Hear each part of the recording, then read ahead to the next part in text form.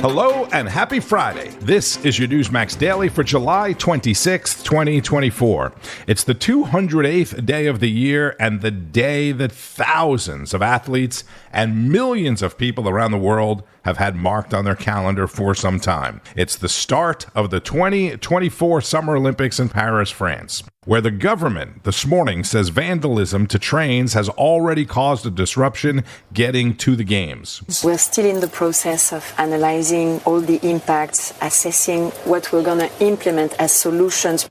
It's just unacceptable. That's the French sports minister who called it a large-scale sabotage. This also marks the return of spectators after the Tokyo Olympics during the pandemic. More than 200 countries will be represented at the Summer Games. One country that is notably missing is Russia, which is banned due to its invasion of Ukraine and previous doping issues. The country of Russia is banned, meaning no Russian flags, no national anthem, no Russian uniforms. But a handful of Russian athletes, and I mean a handful, like 15 maybe, will be competing as individual neutral athletes, or AIN, which you may eventually see in the medal count, and you'll be thinking, what country is that? All right, before I get into the presidential race and what's happening in Washington, D.C., etc., I'll stick with the Russian theme for just a minute. Yesterday, I told you about the Russian and Chinese bombers flying into Alaska, into U.S. airspace, right? This is Wisconsin Senator Ron Johnson on Newsline with Bianca De La Garza. These Russian-Chinese bombers in the airspace of Alaska. Here are our very first images of them. It seems like this provocation, could be a direct tie-in to where our adversaries see our nation and Joe Biden as the current president. What's your biggest concern here, the fact that they are now in Alaskan airspace for the very first time? Well, it's obviously a probing exercise. There's no doubt about it. It's provocative. They're testing, really how prepared we are. And the problem with the entire Biden-Harris administration is just about everything they've done, from the open borders to the 40-year high inflation causing your dollar to be only worth 83 cents, the war on fossil fuels, the weakness they've shown in foreign policy. That has emboldened our enemies. And it's really set the world in flames, because when America is weak, the world becomes a more dangerous place, and that's what we're witnessing. So to me, it's a direct link. When America is weak, caused by the weakness that Democrat policies and governances have caused, again, we're in serious trouble here. So this is a provocation, this is probing, and it should concern every American. It should concern every American, and I was really happy to see Bianca cover it yesterday while most news shows were too busy sucking up to the vice president. This is what Senator Johnson had to say about Vice President Harris as the Democrats' presidential nominee. We have the DNC now voting to have a virtual roll call to put Kamala in at the top of the ticket. 14 million voters, and they still continue on with this line of democracy. And as you mentioned, the media, Senator, talking about, how bold and how generous this was of Joe Biden. The real story here is, what about the voters? Well, again, that was the positive inducement. If he'd step aside, they'd sing his praises. If he didn't, I'm sure they had all kinds of negative stories they could have trotted out to force him to resign. Now, I heard Majority Leader Schumer say that the process has been complete. This is grassroots from the bottom up. I mean, what is he talking about? I mean, the elite in the Democrat Party forced out President Biden. By the way, I don't blame them. And they just installed their candidate. Nothing democratic about that whatsoever. Wisconsin Senator Ron Johnson on Newsline. That's at noon with Bianca De La Garza on Newsmax. This is Newsmax host Rob Finnerty on last night's edition of Prime News. Now that Joe is clearly expired, now that he's outlived his usefulness date, it's on to Kamala Harris. And the media, they got their marching orders late Sunday, and the 100-day honeymoon got started. Kamala Harris standing there as President of the United States. Damn. Like I said, this could be bigger than Obama. Kamala Harris has the energy they know it takes to defeat Donald Trump. A phenomenal candidate, a ton of energy. She had this great speech where she was talking about all these different things. We have an incredible candidate that I know Kamala Harris is, she's going to win this. I just felt goosebumps as I heard myself saying that's Kamala Harris and she's going to be the next president. You can expect that for the next 15 weeks. Donald Trump is the threat to democracy. Donald Trump is the real problem. It'll be all Stormy Daniels and abortion and not Willie Brown and the border. Today, the White House literally put out a statement claiming that Kamala Harris was not the border czar. Yes, she is. She still is. And the scary thing is, with only 100 days left till the election, this all might actually work. As Democrats jump on the Kamala coronation train, it's already started. Hard to believe. It's remarkable how quickly Democrats just moved on from Joe Biden. No time for re-election, no time for reaction, no time for legacy talk. The man who got the most votes in history tossed into the trash bin of history that fast, relegated to the Oval Office. Don't come out, Joe. Joe told the world he wasn't running on Sunday. And wouldn't you know it, by Monday morning, Democrats had closed ranks behind Kamala Harris. By Tuesday, she was literally campaigning in Milwaukee, which would be like you getting married to someone that you met that very same day, the day after you got your divorce, right? Don't be fooled by the trickery. Don't be fooled by the tomfoolery or the ballyhoo. This is all very simple. When you think about Joe Biden, think about Kamala Harris. They are the same thing politically. Kamala is a radical California Democrat. She's more radical than Joe. And it's that simple. Do not be fooled by the 100-day magic show that the media is about to put on for you. Clap yes, but do not be fooled. And as Barack Obama said years ago, do not underestimate Joe Biden's ability to F things up completely. Joe could still ruin their plans. It's ironic, really, if you think about it. COVID-19 gave us the basement version of Joe Biden in 2020, and COVID-19 took him away on Sunday. How fitting. And how dead-on accurate Rob Finnerty is. No one is going to talk about Willie Brown, the border, or Judge Joe Brown. Did you hear what he had to say about Kamala? Wow. I'm not even going to say it.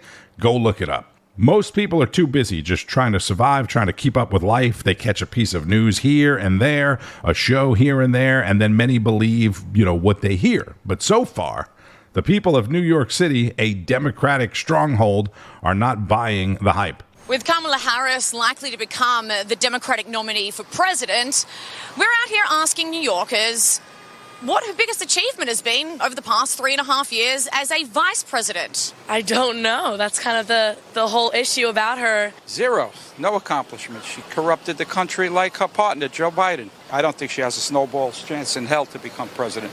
She couldn't even win the primary in her own state. I haven't seen her do much, to be honest. The Democratic Party is definitely going to have to start advertising what she can actually do for the country, because I don't think anyone knows. I mean, with the whole Biden thing, I think all of us knew it was coming, right? It's been evident for the last how many years that he's not fit to be our president. Kamala's not any more fit to be our president either. I love her. I hate that she has not able to show what she has done. I think immigration is still a little bit of a mess. What else she's done? What is Kamala Harris? Press right now is building her up like she's the greatest thing since the napkin or the second coming of Jesus Christ. It'll all play out. She's got nothing going for her other than that stupid laugh that she has. The big argument has been age, and that's now completely been inverted. That's a win in my book, but maybe that's where it ends. Do you think she's going to be a good president? Ooh, well, she hasn't been elected yet. If she were to be elected, it would just be up to her to, actually act on behalf of the people and not on behalf of big donors. Not qualified. And where she's going to be strong with this TikTok movement with all the young kids, because they have no idea. When talking to junior high kids about, who is Kamala Harris? They don't even know who she is. And I'm like, no, that's our vice president. And so she's made no impact on the next generation at all. Directly from the people on the streets of New York City. Thank you, Sarah Williamson. So, to answer the question of what has Kamala Harris done and achieved, here's Mercedes Schlapp. A history of left-wing, radical, left coast policies that don't play well in middle America. Like her support for tax hikes, opposition to Chinese tariffs, support for guaranteed income, capping of rent and utility costs, targeting of fossil fuels companies, and a tax-funded Medicare for all. You'll focus on her foreign policy chops, which she doesn't have. She owns Biden's failed policies, the Afghanistan withdrawal disaster, the inability to deter Putin, failure to place pressure on Iran, while being quick to criticize Israel. And then you'll turn to her incompetence as border czar. And we'll be told she really never held the title of border czar from the same reporter who told you 3 years ago that the incompetent president placed her in charge of the border. Mind you, this border that has seen a record number of illegal immigrants entering the U.S., yet by highlighting this incompetence, you are again, wait for it, racist. She's not incompetent. Okay, like you don't become the Attorney General of California or a U.S. Senator or the Vice President of the United States. By calling her incompetent, you're calling the 81 million people who voted for her incompetent as well. But let me just say this. That is what we're talking about. There is a way to attack her record on policy without calling her a name. Incompetent is an unflattering name. And when people do that to black women, that is what Van is talking about. You might not agree, but as a black woman, let me tell you how we hear it. So there's a smart way and a dumb way to do anything. It's a very dumb way to, after 400 years of this mistreatment of black people and black women, to say you're incompetent. Maybe that makes sense to you in your world and you wouldn't take it that personally, but that has been the slur. That has been the core, that we are not worthy. We're not as smart. We're not as good. We can't do stuff. And so when you have someone who's overcome all of that again and again and again and again, and that's the word you pick, incompetent, I'm just going to tell you, it's not going to work as well for you as you think. I hope you all are ready for this. In just over 3 months, we will have an election. And between now and then, you won't be able to criticize Kamala Harris without being labeled by the left. This is why the Democrat overlords chose her. Not because she is well-liked, but because she is immune from criticism. You support Trump. You're an extremist. You claim Harris is unqualified. You are a sexist. You rightly call her policies incompetent. You're a racist. That's former White House staffer Mercedes Schlapp on The Right Squad. That's weeknights, 10 o'clock Eastern on Newsmax. Check it out. Always great conversation. Basically, the Democrats and the media are doing what they always do, right? They're making it about race. No disrespect whatsoever to Senator J.D. Vance, but this is why many believed Donald Trump should have picked a person of color as his running mate. It would have put an end to the liberal agenda almost immediately. Or it would be the response to just about everything they would say. Or if he picked a woman, especially if it was a woman of color. All right, back to Rob Finnerty, who spoke with Trump National Press Secretary Caroline Leavitt. I want to talk about J.D. Vance. That's right. And you tweeted about this today. So back in 2021, J.D. Vance made comments about childless cat ladies. It's sort of laughable, but I guess we can expect this from the Harris campaign. Is there a plan to get Vance on Newsmax or get him in front of a camera to try and clean this up? You tweeted today, as a new mom, my heart aches for women who are unable to bear children. J.D. Vance's words are being taken completely out of context and unfairly attacked. Can you take us through what's going on and if there's a plan to have him clean this up? Absolutely. Well, first of all, the senator's words are being taken out of context by talking heads in the mainstream media, liberal pundits who do this for a living. They are trying to portray Senator Vance as someone who he is not. I'll tell you who he is. He is a father. He is a husband. He is a great man. He's a phenomenal leader and a great voice for the Republican Party, a rising star. And that is why the left is so threatened by him and by his values and his ideals. And he also comes from a working class family. He's very relatable to millions of voters across this great country. You saw that when he packed the houses in Virginia and also in his hometown of Middletown, Ohio, earlier this week. He's a great asset to President Trump on this ticket. And so that's why these unfair attacks against him are happening. The senator is very transparent. He's doing a lot of media. You will hear from him soon, I'm sure, on the specific comments that he made. However, again, this is more games from the mainstream media trying to peddle lies. And the mainstream media is also now running cover for Kamala Harris. They're saying that she was not ever called the border czar, even though they themselves reported that she was, in fact, named the border czar by Joe Biden. So we can expect them to continue to do her bidding, the Democrat Party's bidding, just as they have engaged in a cover-up for Joe Biden over the past 4 years as well. Trump 2024 National Press Secretary Caroline Leavitt on Newsmax. The other big story was Prime Minister Benjamin Netanyahu's meeting with President Biden and Vice President Harris separately. And as a testament to what Caroline, Rob, and Mercedes all just said, the president's meeting with the Prime Minister, the president's meeting that lasted hours, isn't getting that much coverage because all the media is focused on is the meeting with the vice president. And when does that ever happen? When has what the vice president says or does take center stage over the president, right? Only now. I've said it many times, but it bears repeating.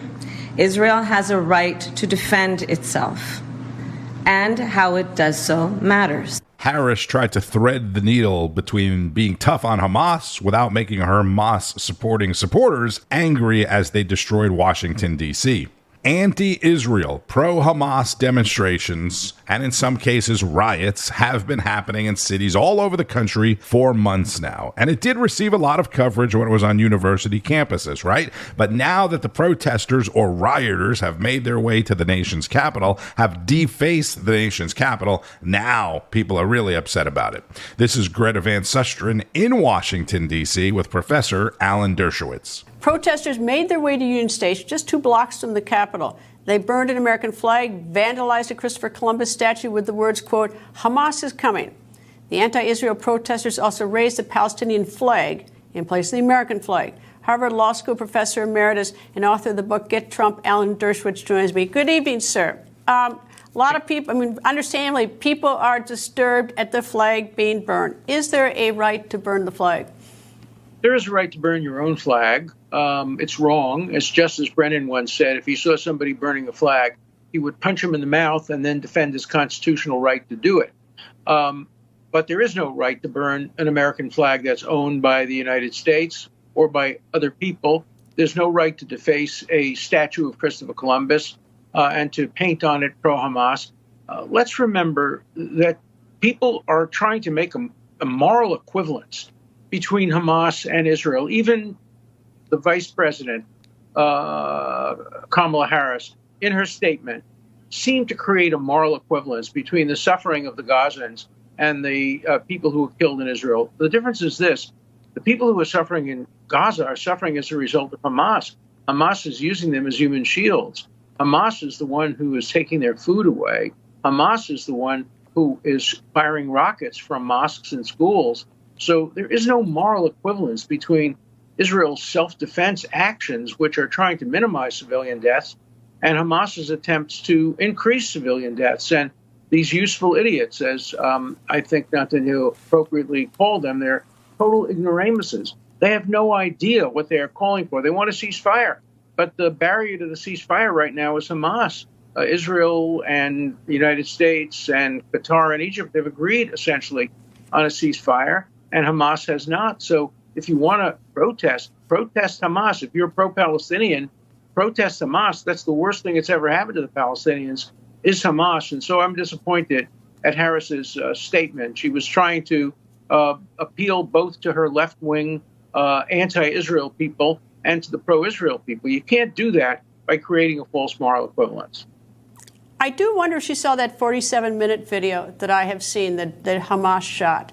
I mean, because that does change your life. It's really hard to have that sort of moral equivalency when you see what was going on. And when you know that the Palestinians are suffering at the hands of Hamas while their leaders are living as billionaires in Qatar and all the horrible things they're doing. And then they appreciate when Palestinians are killed because everyone does. And what Vice President Kamala Harris does is that, you know, they feel very painful with the deaths of these Palestinians, which, of course, nobody wants anyone to suffer. Of course, but, you know, the Democrats who are supporting Hamas are driving people like me out of the Democratic Party. I hear it from so many of my friends who have been Democrats like me since, John Kennedy and Lyndon Johnson.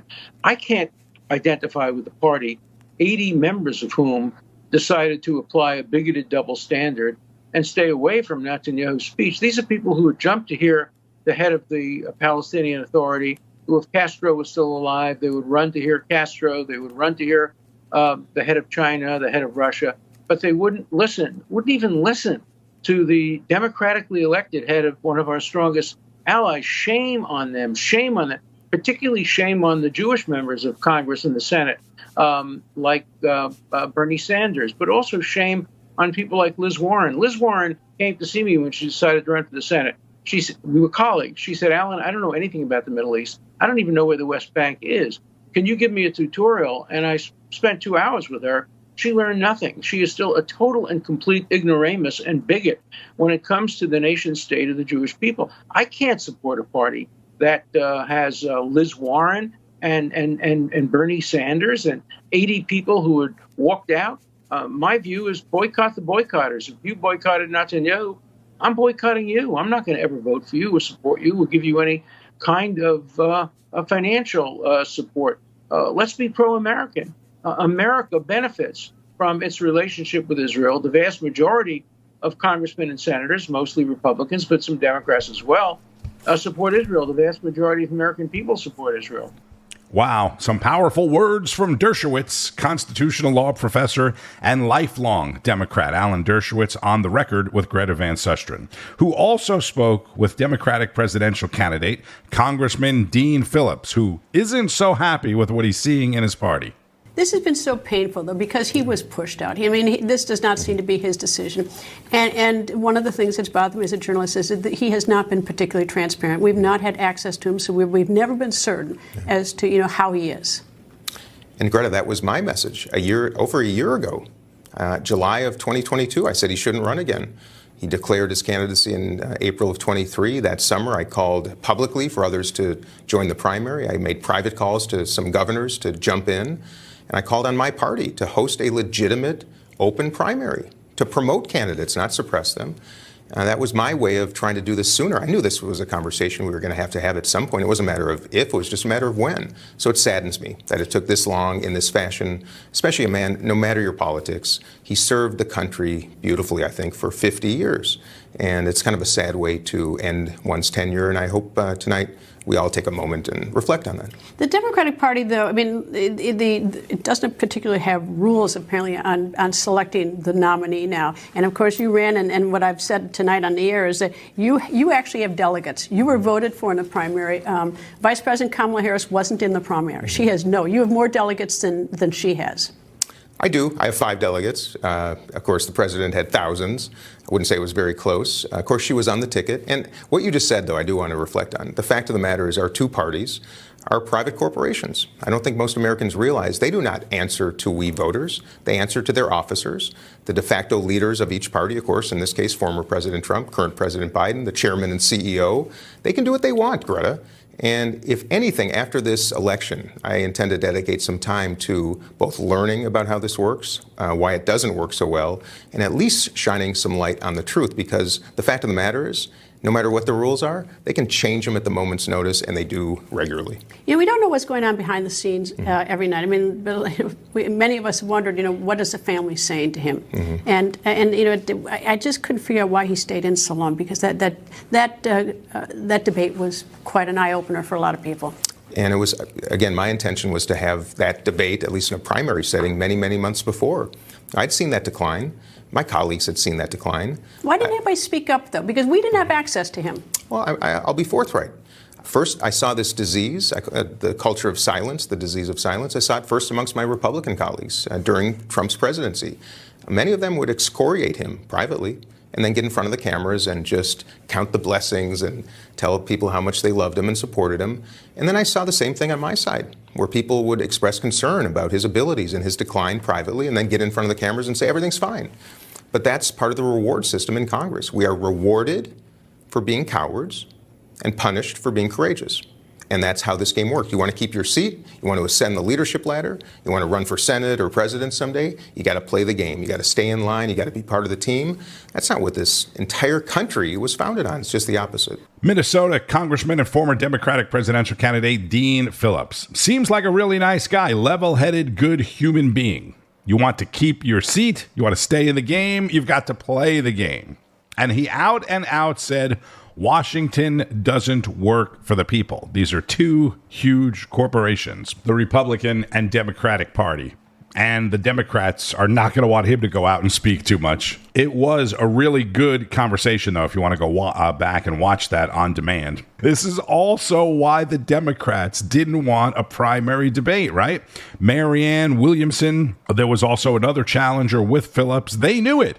He said they all knew Biden was grits, and that's why they were challenging him. And that's why the Dems wouldn't allow for Democratic debates. All right, keep up with all of the news today and all week long on Newsmax fantastic shows all weekend long, like Wake Up America Weekend Edition, Saturday and Sunday Agenda, Saturday Report, the Gorka Reality Check, Common Sense with Wendy Bell, and much, much more. Nancy Brinker.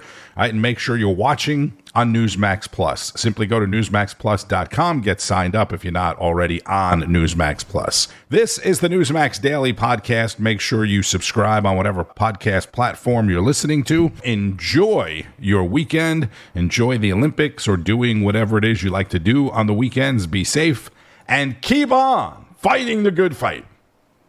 News breaks every minute, every day. You need the app, the Newsmax app. Find it free on your smartphone store. Then watch us anytime, anywhere. It's our America. We conquered it. We built it. Great values like honesty and fairness. Great courage. A great nation needs a free press. Newsmax is it. 30 million Americans regularly go to Newsmax when they really need to know. They watch Newsmax TV at home. On the free Newsmax app, they go to Newsmax.com. Start today. Newsmax is real news for real people.